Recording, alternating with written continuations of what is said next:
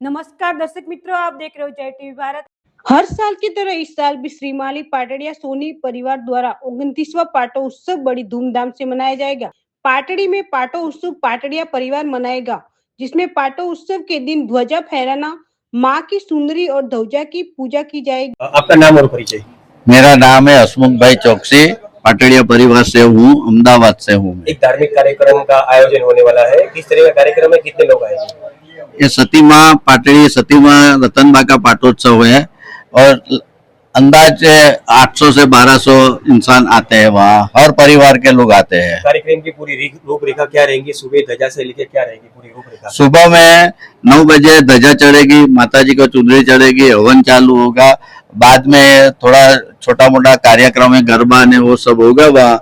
और दूसरी बात है कि वहाँ जो गोइनी का पूजन होता है वो उस टाइम पे भी होने वाला है। कितनी बच्ची का गोइनी का पूजन होने वाला है और क्या तरह का आयोजन रहेगा? 151 गोइनी का पूजन होता है वहाँ सब, और मंदिर में 9 पूजन होती है, बाकी हॉल पे होता है। मीता सोनी, हूँ हसमुखभाई हरजीवन दास ना दीकरा दीपक ना पत्नी छू, धर्मपत्नी छू।